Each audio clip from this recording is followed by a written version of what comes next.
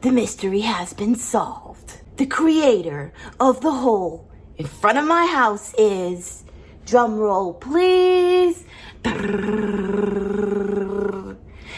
armadillo. Yeah, sorry, I wish it could have been like some crazy animal or something we don't see that often, but it was your everyday Florida armadillo. But this thing is crazy. It's been working on this hole. It's been gathering leaves, like scraping up all the leaves, and I have like a nest in front of my house now. So I don't know. I don't want to mess with it. I don't feel like messing with it, and I don't need to mess with it. It's not bothering me. It's not in my way. And if that's his or her house, well, you picked a good place, buddy, because Jen's gonna let you stay rent free. All right, well, I'm glad that's been solved. I know a lot of you have been wondering and waiting for that. I have too, and the other day my staff heard a rustling outside, and she went out there, and the armadillo was so busy doing its thing that she just stood right there and filmed the whole thing. So glad we got video evidence thanks to my staff. This feels so personal and nice. Like, this is like an episode of From the Desk of Jennifer, I like to call it. I do this once in a while where I just talk to you guys from my desk and tell you about everything. Of course, with examples and B-roll. I'll probably edit that out. That was dumb. Okay, so where did we leave off? I know it's been a few weeks. Don't hate me. I've just been so busy, and I started a podcast with my sister. Well, we restarted it. We had been working on it last year, at the end of last year, kind of got off track, but it was doing really well on like Anchor and Spotify and stuff. It was doing really well, but we just kind of got off track, and we started up again and actually decided to put it on YouTube as well. So we have a YouTube channel for the podcast, and I've just been working hard with her over the past week or so to come up with like several videos just to get the channel started. So if you're interested in that kind of stuff, it's my podcast with my sister. I'll put the link in the description below, and yeah, so you can check it out or not. I won't be hurt. It's all a matter of opinion, and that's cool. So after my big win at the end of my last vlog, things really calmed down, which was good. I needed a lull because I had been like going. And the only thing I was really working on was a thing with my music school called the Original Artist Series, which was where she paired 3 of us students that barely knew each other, had never worked together, and was like, okay, you 3 guys are gonna write 3 songs in 3 months, and then you're gonna do a performance at the end of those 3 months. Well, easier said than done. We had a lot of trouble getting together at the same time because everyone had a different schedule, you know, with other things. And we just all kind of had like, we're coming from such different places, which was the fun of it too, which was the challenge and the interesting part of it. And I made 2 new friends. I really thought, because the guys were like a lot younger than me, and I thought they were going to think like, she's not cool, she can't hang with us, she can't write like us, but they totally accepted me as an equal member of the group, and we all worked together and wrote. I have new friends, Lewis and Brandon. Brandon was like a producer, and he produced the beats and mixed everything. And Lewis is like an awesome guitarist and songwriter, and we used a lot of his stuff. And then they always like included spots for me. So like, he's like, okay, Jen, this is where your verse is going to be. So I would like listen, and I'd say, okay, this is what I want to say to this song, to what you guys said. And it just worked out really well. Our performance went so. We didn't get much prep time for actual performing. We did manage to record all our songs officially and get them down, because Music Compound, the school where I go to, is actually going to release these songs like out into the world. So that was finished, but we didn't get to really perform with our live instruments. We didn't get to practice that. And so our performance it could have been a lot sharper, but I thought it was worse than it was, when I was up there performing, they have like these monitors so you can hear yourself, and the monitors were blaring. So all I hear is like the backtrack and myself like super loud. But then when I went back and watched the video that my staff took, I was like, oh, okay, it was blended like a lot better on the outside of things. That made me happy. But we did have some trip ups. I actually sang my verse way too early in the song when it was supposed to be Lewis's turn. And it's now been named the infamous verse reverse. Because I ended up doing my verse twice and poor Lewis didn't get to do his verse. So the cool part is the whole time we were doing this project, we were recording everything we did, like documenting it, and I made a documentary about it. And I haven't made the documentary public because I'm not sure what I'm going to do with it yet, because I'm entering some film festivals, but I will show you some clips here just so you can kind of see a little bit what we were doing. So let's take a look. This is a story about 3 music students from 3 different worlds who came together over one spring to create an EP that would change their outlook forever. You were born beating my chest, and every glass beats for you. I first got into wanting to play music when I discovered the guitar. My mom would listen to songs that had guitar in them and that she loved, like songs like More Than Words by Extreme, actually. My first song I ever learned on guitar, because my mom loved it and I was like, Mom, I'll play that for you. And but my parents never bought me a guitar. I had to, they thought it was just a phase. They thought I'd pick it up once and then just never touch it ever again. So my grandma was the one that actually bought me a guitar when I was about 8 for my birthday.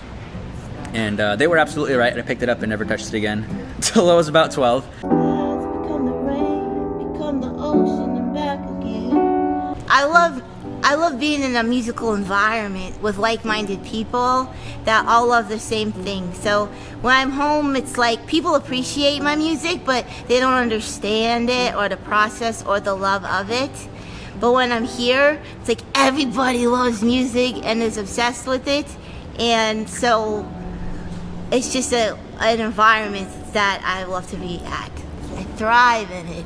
I was inspired to put this project together and bring these artists together because I was on my way to a meeting when Jen sent me a recording of her beat making. And I was like, oh my gosh, Brandon does beat making. These two should be working together. And that's really where the idea came from. So I called Brandon and said, hey, I have a really cool idea. I'm thinking about pairing you with Jen. Are you interested in collaborating? He said, yes. The day later, Lewis walked in the door. And Lewis is your guitar player, singer, songwriter guy, never really collaborated with anyone. And I thought that he could use a really great opportunity to get some of his songs produced and then also be inspired to work with others and collaborate as well. So it's kind of how the whole idea came together. Am I the one that you're really tripping on? Or is that your reflection? Do you really want me next to you? What inspired me to get into production, actually, I got one of the first MacBooks in 7th grade, and on the MacBook there was GarageBand on it, and I knew I was always crazy. I loved music and stuff like that. I kind of wanted to be like Kanye, so I was like, all right, cool. Like, I'm gonna learn something about this. So I'm gonna make beats and stuff like that. I just started out like that. I even have like little clips of me trying to be like Kanye, making my own little songs and stuff like that, finding loops and just making a whole song out of loops and maybe making my own bass line on the keyboard. So that's what really got me started with production. I don't know if you guys know this, but I have autism. Did you know that? I didn't know. Miss Denise told me that. She did tell you that? You didn't know that? See? Yeah, that's why you're literally like so impressive just with everything. Oh, thanks. I wanted to tell you guys that because I didn't know if you knew, but I was like, I was just gonna tell them because I wonder if they know that. Yeah, people don't but really it's know. A non-issue. Yeah. It's like a non-issue because especially with music, it's like I'll just be relating to people like 100% with music. But that's cool. That's what I love about music. It doesn't discriminate. Yeah. Exactly. It's just about good music. We did it, guys. We did it. I'm talking about. It's pretty cool, right? I thought it was really fun. I'm really happy with the full-length documentary. It's like the full thing is like 17 minutes long, and it just tells the story from beginning to end. So I'm really excited to see what we do with that and everything. And it was just fun to make. I actually came home and it was late, and I was working on the documentary, just editing it, because it was fun. It was like putting together a puzzle and a story that I was a part of, and it was fun to tell a story of other people. Usually I'm just doing the vlog or telling a story from my perspective, but I had to tell it from other people's perspectives as well, which was both a nice challenge and something different to do. So I did learn something from doing that documentary. It's just cool. And things coming up are exciting. I am going home in a few weeks. You heard it, home up north to see my mama and my brothers. I'm so excited. Finally, after a year and a half. I know I'm not unique, that a lot of people haven't seen their family in over a year and still can't see their family. So I feel really blessed to be able to go see my mom soon and just give her a big hug and just cuddle up next to her and feel her momness next to me, because I miss that. And so I don't know if I told you in my last vlog, but yeah, I did. A producer is going to help me make my next short film. I'm going to actually have a team behind me helping me make my next short film, and that will be shot in June. We're getting our locations together and setting everything up, and that's going to be my first time working with a team, and I'm very excited. So that's just a little of something yet to come. I'll also try to do a lot of behind the scenes of that. It'll all be shot in one day, but I really would like to make a film called The Making of the Film. I think that would be really cool. I love behind the scenes and seeing how things were done and completed. I love watching that. Like, you know, like when you see like a popular movie and then they'll come up with a behind the scenes version of it that you can watch, like extras, and talk to the director. I want to do something kind of like that. I think that would be fun. And lo and behold, guess what? It is my birthday. Actually, it's my birthday today, the day that I'm recording this and hopefully posting this.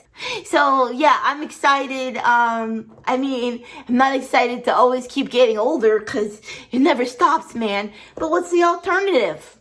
I wouldn't be here, right? So getting older is the best alternative to not getting older, which would mean I wasn't here. So I consider getting older a blessing, and each year that I live a healthy year in life is a blessing. And so I'm happy about that. I had a big party yesterday with my church friends, and some other friends all came. We went skating at the rink, and it was just so much fun. I did better than I did skating here the other day. I had posted a short on YouTube here about my practice skating. I was definitely more scared out on the cement, and it was just kind of bumpy, and there were like these lines in the cement which were tripping me. The roller rink was definitely easier, and I started out with one of the they call them skate mates. You know, it's like a walker on wheels that helps you. But then I got brave and I started skating without the skate mate. And I did okay. I made laps around without it. And I fell. But it's okay to fall. I mean, I saw everybody falling sometimes. And man, the kids were just like, boom, boom, boom, boom, and they just hop back up. Like, I was like, well, I wish I was that close to the ground sometimes, because I think falling isn't as scary when you're that close to the ground, when you're only like so tall. I just felt all this love from my church family, and you know, all my friends and people I consider family to me that showed up and just came out all that way just for my party, and just to be with me and celebrate and just make a happy memory day. So that felt really good. And my new staff that's working with me on B Shift, Tiffany, things have been going really well. She's been driving me places, and we play Xbox. It Takes Two. We're gonna do a live stream of a game soon. I know not everybody on my channel likes to watch the gaming streams, which is fine, but there are plenty of you that do like the gaming streams. So I enjoy doing them. And then I think I'll also do a musical stream too coming up. I'd like to do that soon. And my sister and I are planning a live stream on the podcast channel too. So there's lots more content I want to do coming up, as well as the vlog, of course. And just trying new things, you know, in addition to, it's hard. You can't put too many irons in the fire. You can't scatter yourself in too many directions. So I have to kind of focus. But the vlog is always like a central part of what I do and my life and what I'm known for doing. And so the vlog will always be here, that for the future that I can see, and it'll just keep going. And yeah, so that's been my life. That's a lot. Oh, one other thing, how could I forget? A couple weeks ago, I went to my first open mic that was not where people knew me and like were friendly. So usually I go to open mic at Music Compound, and it's parents and teachers, and you know they're gonna accept you no matter how terribly you do. And then also the open mic on Main Street, Wauchula. The town is so small, I know like just about everybody that goes to the open mic night there too, so it's very accepting and you don't have to be scared. But I decided I was gonna try an open mic at like a little cafe bar place in St. Pete called the Hideaway Cafe. And man, that was terrifying, because people were just looking at me like, okay, entertain us. You know, they weren't like, oh, come on, you can do it. They were just sitting there looking at you like, okay, what you gonna do? And I got up there and I did my thing. I played Dandelion, and then I played Mine Is Your Girlfriend. We make a great pair, which they all laughed when I said the title, which was a good start. And it went great. And my new friend Ryan came out and actually recorded a bunch of footage for me, like professional quality footage of that, which was really cool to have. And then he's like, hey, how about we go outside and record some B-roll outside? So it was like the sun was setting and the city was lit up with little twinkle lights, and it's just St. Pete is beautiful. And I ended up in the middle of like a divided, I won't say highway, but it definitely wasn't a lazy street either. It was like a busy downtown street with cars going this way and that way. And I'm in the middle on this little island that had this little statue thing, and he was like, okay, play your guitar and sing and I'll record. And I'm like, dude, this does not seem safe. But I was also like, you know what, when am I ever gonna get a chance to play the guitar in the middle of a busy street? Like, who else is gonna offer to film me playing my guitar in the middle of a busy street? So I assessed the situation. I noticed that people were riding scooters and rollerblades down the road too. Not just cars were going by, but people were rollerblading and on scooters. So I felt like the cars in that area are used to pedestrians and people on other modes of transportation being on the street. So my assessment said that they will probably be aware that there's a lot going on around that area and it will be safe enough. And it was fine. And we recorded over there, and I felt fine. I felt confident. It was really fun. And we did some other shots, and hopefully I can use them in a big project that I'm beginning. I don't want to talk about it yet because I'm still putting it all together, but I have a big project coming up that's going to take months, if not like a year, but it's going to be hopefully really well worth it in the end. So I'll just leave it with that for now, man. Thank you guys for watching my From the Desk of Jennifer. I hope I was able to catch everybody up, including myself. I had to summarize my time myself and think back and say, well, Jen, it wasn't quite as much of a lull as you thought it was. Yeah. Okay, Jennifer out. Much love. Bringing a rest to my